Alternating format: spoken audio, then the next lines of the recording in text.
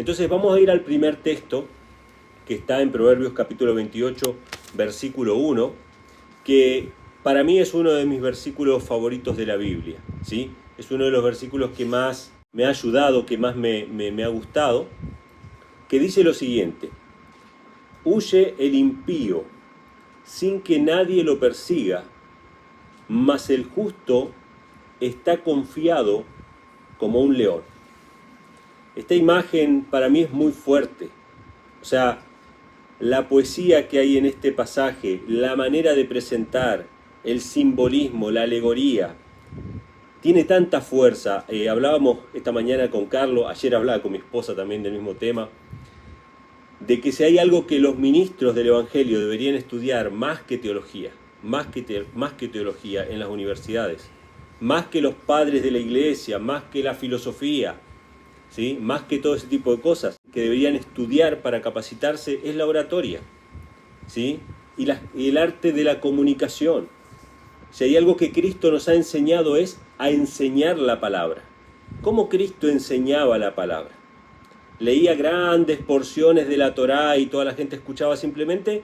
¿O ejemplificaba con ilustraciones gráficas los principios espirituales que estaban cubiertos por el misterio durante siglos para esta gente?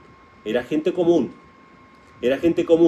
no sabía de palabras complicadas, no sabía de términos filosóficos rebuscados. Esa gente sabía de sembrar semillas, de buscar pescado para comer, sabían de trabajar la tierra, sabían de muchas de esas cosas. Entonces Jesús tomaba esos ejemplos para transmitir las verdades espirituales, ¿sí?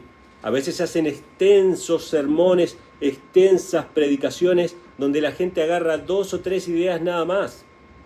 Y el apóstol Pablo nos dice, ¿no?, en 1 Corintios capítulo 14, que más vale una palabra hablada de manera entendible que una multitud de palabras que resuenan, ¿sí? Que son como un ruido simplemente, que no tienen ningún sentido. Él lo habla refiriéndose al tema del don de lenguas, ¿verdad? Pero sacamos el mismo principio, que el mensaje sea comprendido por la gente común. Jesús hacía eso. Los sermones de Cristo no eran extensos. Lean cualquier sermón de Cristo en la Biblia, el sermón de la montaña, léanlo completo de corrido. ¿Cuánto puede llegar a durar? No eran extensos, no habían palabras complicadas, no era pura lectura, era poner de manera gráfica una verdad espiritual para que la gente común la pudiera entender. Y esta es la gran necesidad que tenemos. El libro de los Proverbios es magistral en ese sentido. Me hizo acordar, ¿no?, esta ilustración. Dice: el impío huye sin que nadie lo persiga. Siempre se va a sentir vigilado, siempre se va a sentir acusado, porque su propia conciencia lo acusa, ¿sí? Pero los justos viven su vida confiados como un león. Y no hay ilustración más bella, porque obviamente el león, que en una época habitaba la zona, digamos, de Oriente Medio, sabemos que en la actualidad están circunscriptos a la África, no hay en Oriente Medio, pero en una época había, porque David mató un león. Bueno, se refiere varias veces la historia bíblica de Oriente Medio con leones. Era probablemente el animal que no tenía ninguna amenaza, no había otro animal que fuera una amenaza para el león, ¿sí? Él estaba confiado, un león se sienta confiado. De hecho, el león se usa como el símbolo del momento más glorioso del imperio babilónico. Babilonia se representa como un león alado, cuando era un imperio glorioso. Cuando Babilonia empezó a decaer, se lo representa a ese león como parándose como un ser humano, adquiriendo la cobardía del ser humano y la debilidad del ser humano, ¿sí? Entonces el león representa esa confianza. Y cuando leía este versículo esta semana, mi mente se fue al pasado, a mi niñez.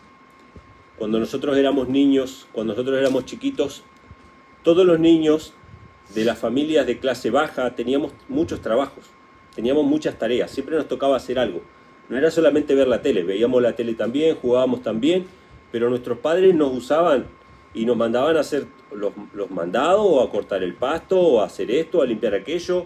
Desde los 6, 7, 8 años siempre estábamos haciendo trabajos Y uno de los trabajos más comunes que teníamos todos los niños de pequeños era ir a hacer las compras. Y no habían supermercados donde nosotros vivíamos, habían almacenes, que acá le dicen colmados, ¿no? Un almacén de barrio, estaba la carnicería por allá, estaba la verdulería, y a veces uno tenía que hacer todo un recorrido para ir a buscar todas las compras, igual que no vayamos a hacer las compras. Y a veces nuestro delito, nuestro crimen era con el vuelto comprarnos algo que no nos habían autorizado, ¿no? Entonces volvíamos comiéndonos eso que nos comprábamos por ahí. Pero ir a hacer compras era toda una aventura, porque uno tenía que ir caminando por una zona hostil, saliendo de la seguridad de la casa. Y aparte de encontrarte con otros niños que andaban por ahí por la calle, que eran más callejeros, que te podían agarrar a pedradas, o te podían correr por correrte solamente y perseguirte, uno de los más grandes peligros que teníamos que enfrentar cuando éramos niños eran los perros. Ya sea que vayamos caminando o vayamos en bicicleta, los perros siempre salían a morderte. Entonces había un perro por allá, otro por allá, y vos tenías que ir siempre pensando que te ibas a encontrar con un perro, siendo un niño. Y no es que nuestro padre nos decía, y esto es algo que yo agradezco a Dios que le puso a mi padre enseñarnos. Mi padre hoy descansa en Cristo, pero una de las cosas que yo le agradezco que él me haya enseñado es que las cosas hay que enfrentarlas, y los temores hay que enfrentarlos. Y desde niño, él nos enseñó a enfrentar los temores. Entonces, por más que hayan perros, teníamos que ir a comprar igual. Nadie nos salvaba. Teníamos que ir caminando 3, 4 cuadras y traer de vuelta las cosas que nos encargaban, ¿no? Y mi padre nos decía que nosotros no teníamos que tener miedo. Que el perro olfateaba el miedo. Olfateaba el miedo. Yo no sé si es verdad que lo olfateaba. Pero dice que el perro olfateaba el miedo y que si él sabía que nosotros teníamos miedo, nos convertíamos en su presa, y por lo tanto nos iba a correr y nos iba a morder. Que lo que había que hacer era enfrentarlo y mirarlo a los ojos. Y mostrarle que no le teníamos miedo. Así que desde chico yo aprendí que cuando un perro salía a ladrar, en vez de seguir caminando o correr para el lado contrario, yo tenía que pararme y enfrentar al perro. Y también nos enseñaba nuestro padre cuando éramos chicos a defendernos de los niños que nos pegaban.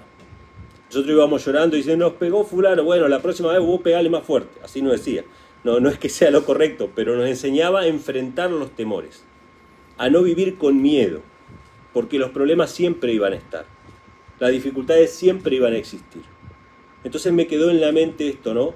Cuando el perro sale a morderte, vos no tenés que tener miedo, porque el perro huele el miedo, entonces vos tenés que mostrarle que no tenés miedo. Y así hacíamos el ejercicio cuando éramos niños, ¿no?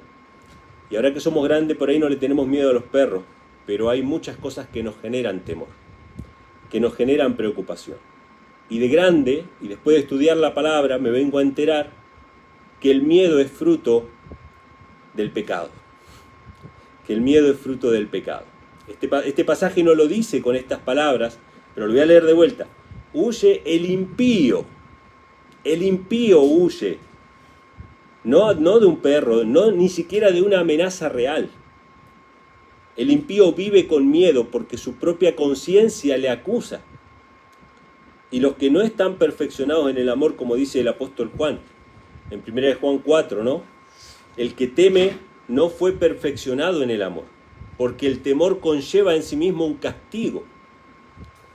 Entonces nosotros, hermanos, muchas veces enfrentamos temores, y esos temores no son una amenaza real, o a veces sí es un problema real, pero ese temor está alimentado por nuestro sentido de indignidad, por nuestro pecado, por la violación de la ley de Dios. Pero si nosotros estamos en comunión con Dios, en el amor de Dios, en obediencia, si somos el justo, podemos vivir nuestra vida confiados como un león. Muchas veces la gente que está con temor, con miedo, y sufre depresiones, y sufre ataques de pánico, etcétera, etcétera, y va al psicólogo, el psicólogo le dice que resuelva tal y tal cosa, a veces le da un medicamento, etcétera, pero muy rara vez le dice que tiene que abandonar el pecado, porque es el pecado los que nos pone en la condición de ser presa de Satanás. Y constantemente sabemos que Satanás nos puede hacer algo porque nos sentimos en su terreno, fuera de la protección de Dios. Pero el pasaje dice, el justo está confiado como un león. Y yo me acordaba de esto, ¿no? ¿Cómo podemos nosotros, hermanos, vivir en temor o vivir en el amor de Dios. Este es el primer pasaje que me vino a la mente, que está relacionado con la ley de Dios: obediencia o desobediencia, temor o amor. Son las dos condiciones en las que estamos. No podemos estar en una intermedia. O estamos en obediencia y en amor, o en desobediencia y en temor. Y nuestra vida va a estar en paz, como la que tenía Cristo, que estaba en medio de la barca en la tempestad, y el hombre dormía. ¿Por qué dormía? Porque estaba en el amor. Y en el amor no hay temor. ¿Sí? ¿Y había una amenaza real? Sí, había una amenaza real, pero él dormía igual.